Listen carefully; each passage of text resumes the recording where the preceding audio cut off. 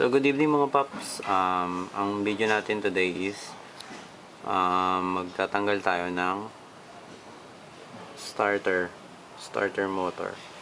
Then papalitan natin yung carbon brush nya. So ang tatanggalin lang natin dito guys is yung dalawang 10mm na bolts. Yung sa akin pala iba na yung ano nya, yung tornilyo niya, kasi yung dating tornilyo niya ito, yung tornilyo kasi na to dati, kaya pinalitan ko kasi masyadong mataba yung ulo niya, tumatama siya dito, kaya hirap tanggalin, hirap ipasok yung ito, hirap ipasok. Kaya pinalitan ko siya ng Allen bolts. So itong dalawa lang yung tatanggalin natin dyan. So yun mga paps, natanggal na natin yung starter. Tinanggal ko lang dito yung dalawang bolts kabilaan, tapos tutulak ko lang siya. Then nabaklas na natin yung starter. Then sa starter, para mabuksan natin siya, meron siyang dalawang 7mm. So gamit tayo ng 7mm. So ayun.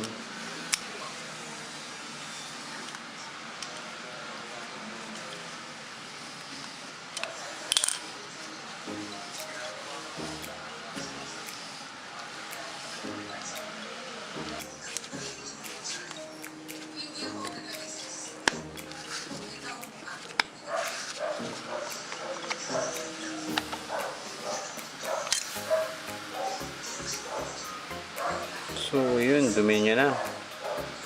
Ayun na, makikita nyo, dumi na. So yung carbon brush nya, palitin na rin pala to, no? Palitin na eh.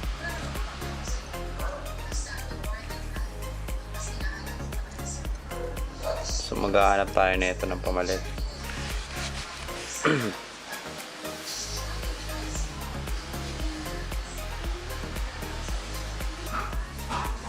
So ito, tatanggalin muna natin to.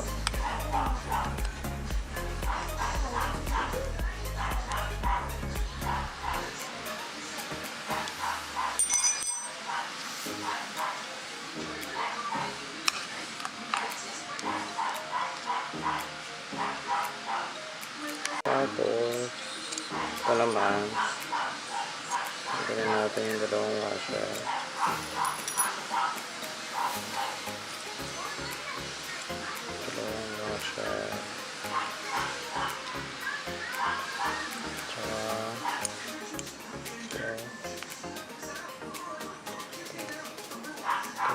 Tatlo.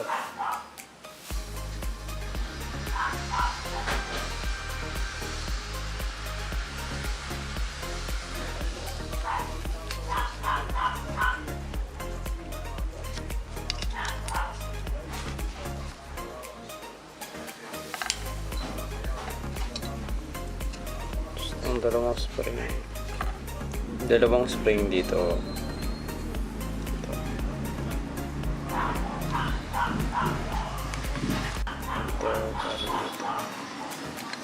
Then tanggalin pa natin yung isa.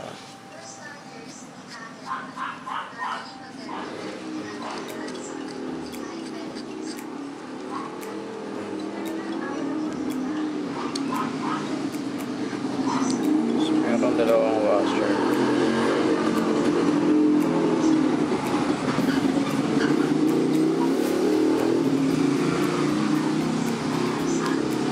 So meron pang isa. Mataba.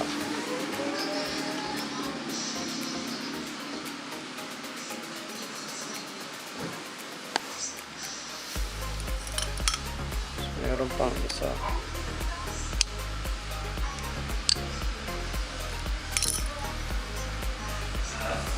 So, dalawang washer.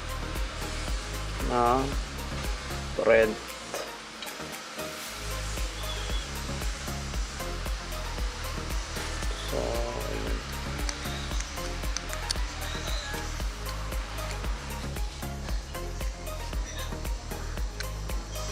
So kailangan tanggalin muna natin itong dalawa. So tanggalin natin yung screw.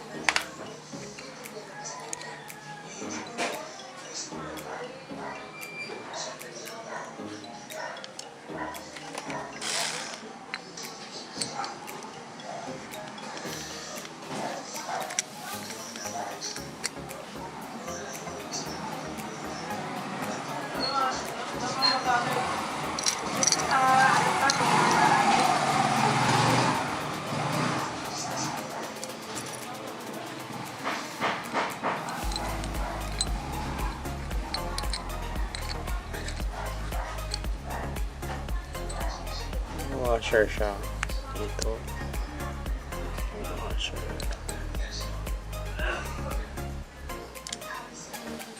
Sandali yun.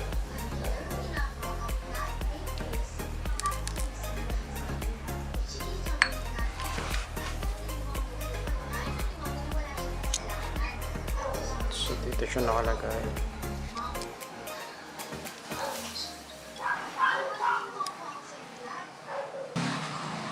So guys, ito yung papalitan natin. So maghahanap muna ako kung saan mayroong bili ang ganito. So kung makikita nyo, upod na rin pala yung sa akin, palitin na, no?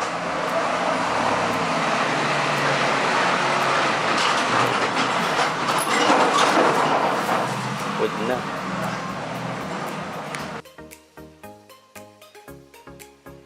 So kabit muna natin ulit guys. Maghahanap muna tayo ng carbon.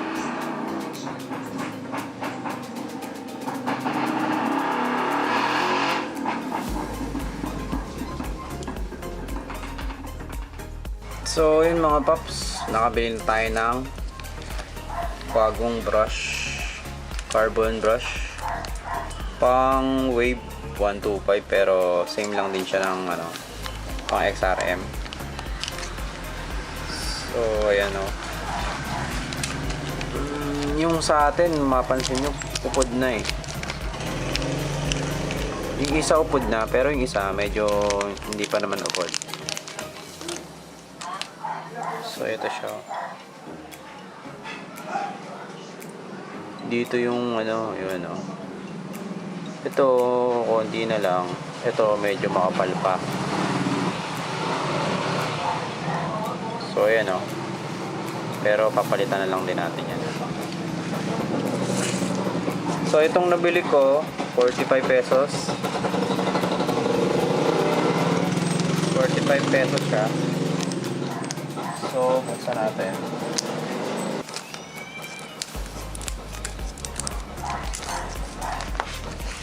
So, yung mga parts niya, may kasama na ring spring. So, dalawang spring. So, tabi muna natin to.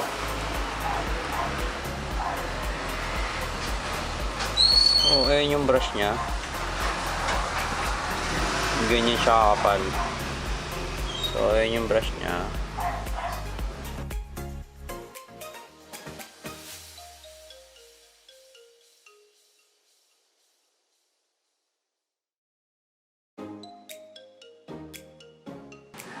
So ayan guys.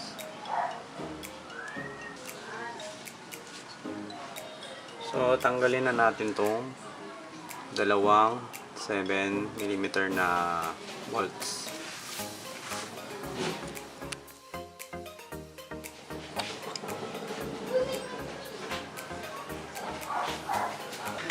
So yun, tanggalin lang natin yung dalawang screw.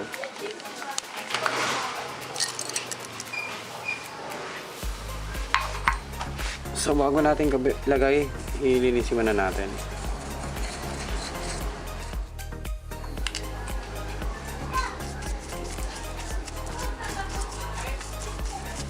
First, lagay muna natin ito.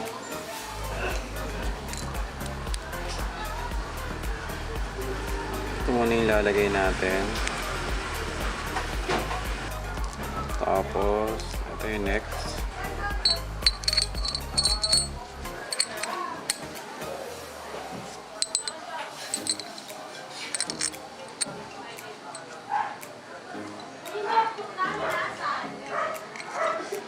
Tapos ito.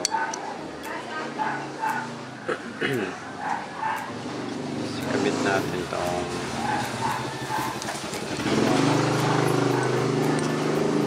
tapos next, ito naman dito.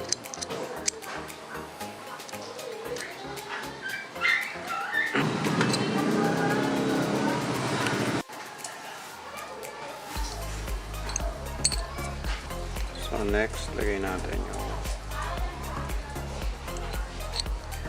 rubber washer.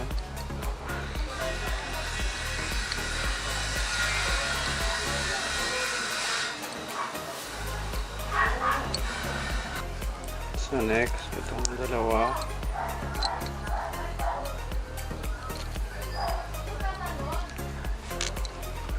Tapos yung malaki. Sunod yung flat washer.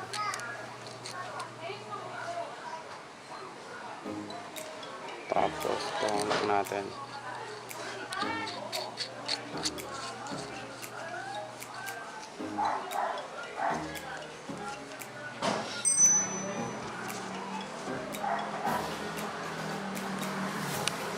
So next, kabit natin yung spring.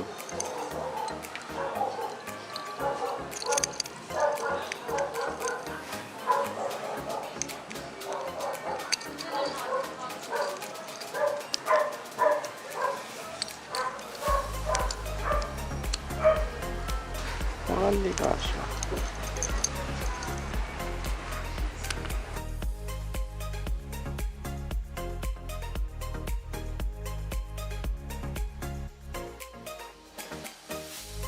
So, lihain na lang natin.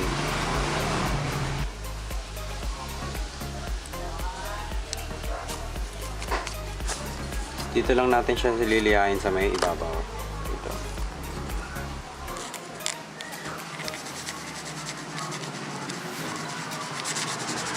A few moments later.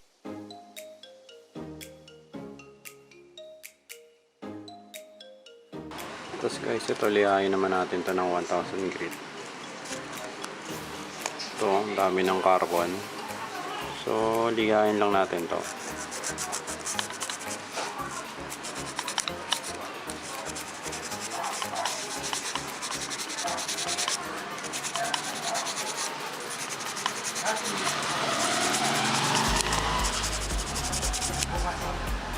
A few moments later.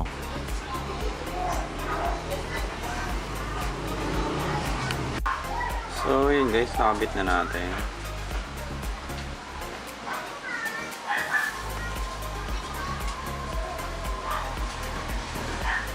So, balik na natin yung mga washer.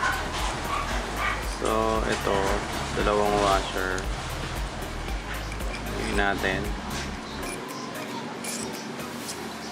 Then next, itong parang carbon washer. Tapos itong metal.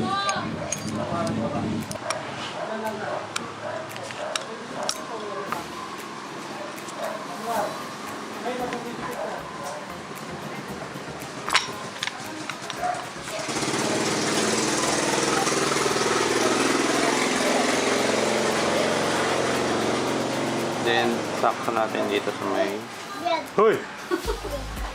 Sakto natin dito sa may notch. Meron dito notch. So, ayan. Kabit na natin yung dalawang bolts dito.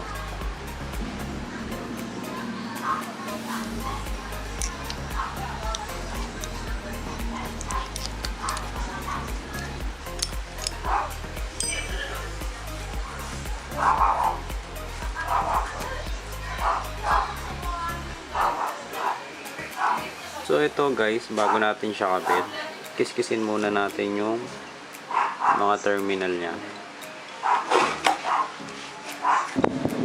So yun guys, malinis na. So kabit na natin siya dito. So yung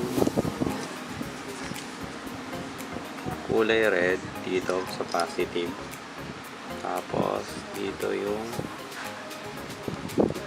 negative sa body ground. So kakabit na natin doon sa motor natin. Bago natin siya muna balik guys, lagyan muna natin lang langis dito.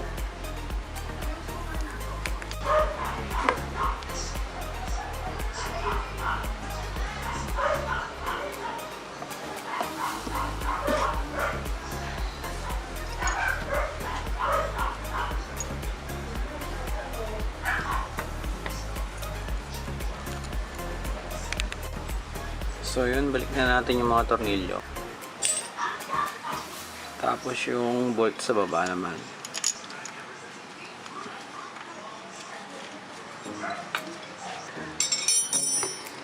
So yan, nakabit na natin.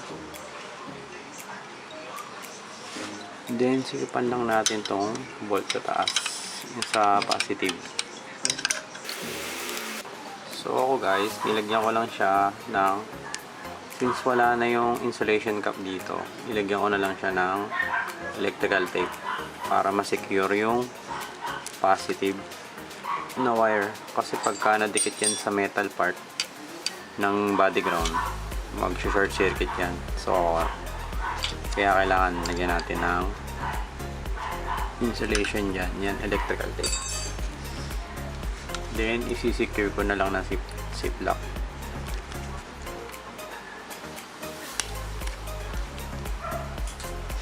So next, kabit na natin siya dito sa plug.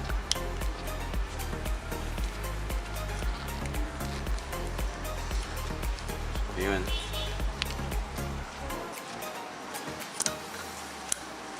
Then kabit na natin yung negative sa battery. Then testing na natin yun. So yun mga paps, tapos na. Testingin na natin.